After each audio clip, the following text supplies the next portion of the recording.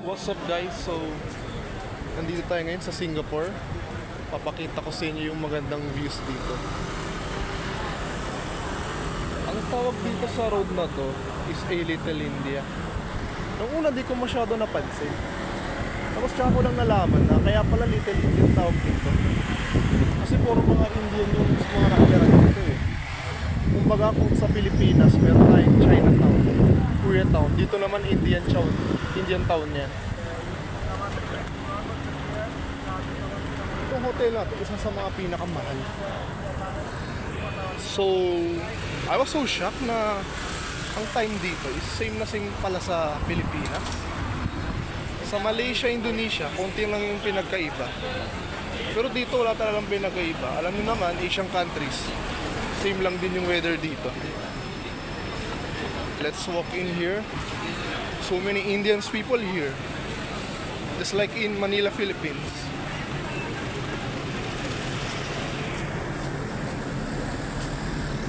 Dito nga pala guys, bawal daw maraming kotse.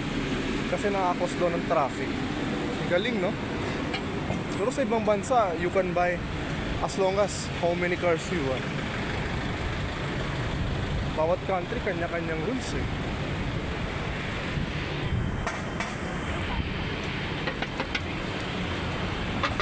Dito ang maganda para sa mga tourist people na tulad namin.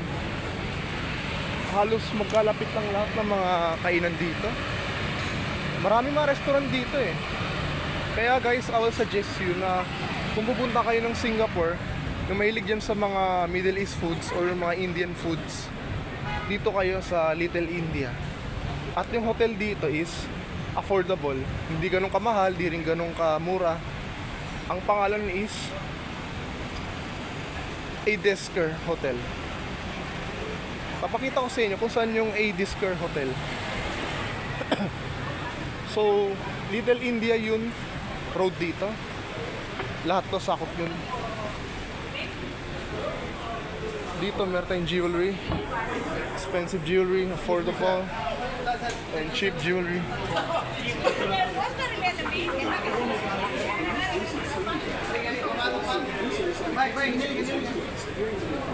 Ano kayo meron dito?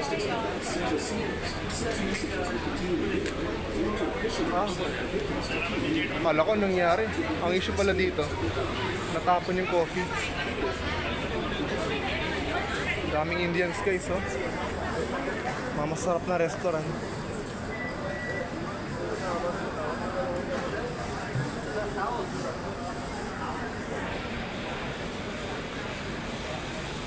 Grabe no?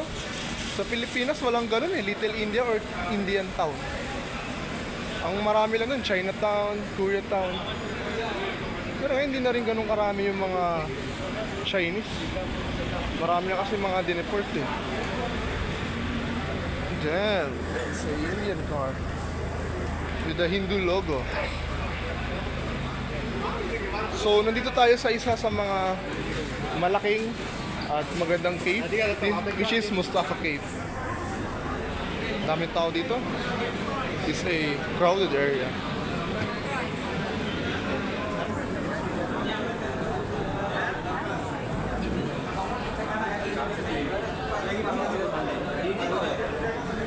Ang daming mga Indian businessman dito ah. Sana all.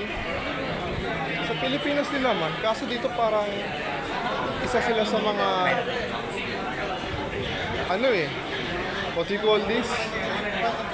Isa sila sa mga immigrants na tagapagmuhay ng bansa nila. Kung walang Indians dito, hindi ganun kasikat yung bansa nila eh. Kasi namumuhay yung bansa nila dahil sa mga immigrants sa Indians. Kasi puro businessman yung mga Indians dito eh. Like mga restaurant owners, masarap yung mga restaurant, mga businessman, mga nag-work sa jewelry, sa money changing, ano pa ba? Mga IT, tapos yung mga hardware stores.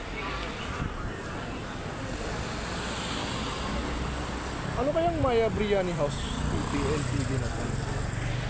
Di ko pa napuntahan to eh. Sarap pa rin kaya to? Pero so far, masarap na mga lahat ng pagkain dito. Wala naman may nagreklamo. Punta ulit tayo sa road kung saan marami mga kotse. Kaya na may nakita akong Ferrari eh. Sobrang ganda guys. Ang sarap pala tumira sa Singapore, no? Pero the best pa rin ng Philippines. Sabi nga nila, it's more fun in the Philippines. Oh yeah, give me a big thumbs up. Ito, Balaji Pawang. Punta tayo sa buildings. Maganda yung mga buildings dito guys eh. Noong December 2024, pumunta kami sa Thailand, Bangkok. Grabe mga buildings doon pare. Pero nagulat ako nung pumunta kami rito. Mas maganda pa pala mga buildings dito. Parang mga mala BGC lang sa Pilipinas. Alam nyo naman yon or familiar naman kayo lahat doon. Sobrang sikat yung BGC na yon. Ang views lang kasi doon is mga buildings lang, di ba?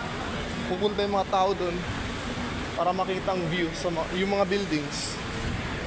Lalo na yung isa sa mga pinakamagandang area doon na paggalahan is High Street. Kaso mahal nga lang yung mga pagkain. Pero no problem. Guys, grabe no? Ang yaman talaga mga Indians dito. Ito ay isa sa mga mall dito. Ang owner niyan is Indian din. Sikat talaga mga Indians dito.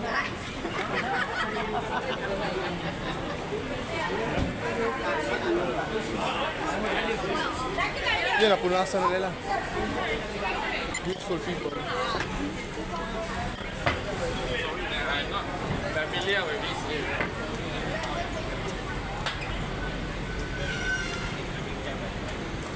Ayun guys, yung mga buildings dito sobrang gaganda oh. Ayun no, mala BGC diba? Yung ganda na mga ilaw. Napansin namin dito, yung mga kotse dito or mga motor, hindi ganun kabilis no? Tapos wala rin mga enforcers dito. Ibig sabihin, ang kinig yung mga tao rito. Hindi tulad sa Pilipinas, yung mga iba pasaway eh. Hindi naman lahat, pero yung mga iba lang. Kahit anong country may ganun eh. Hindi talaga may iwasan yung mga ganun.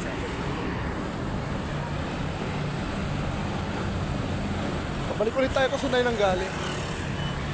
Kain na tayo doon. Okay guys, so today is my first day. Or first day namin, I'm with my family. So hanggang dito lang muna tayo. Tinur ko lang kayo or pinakita ko lang sa inyo yung mga karapat-rapat na makita. So next day ulit, I'll update you kung ano meron sa second day. Bye guys!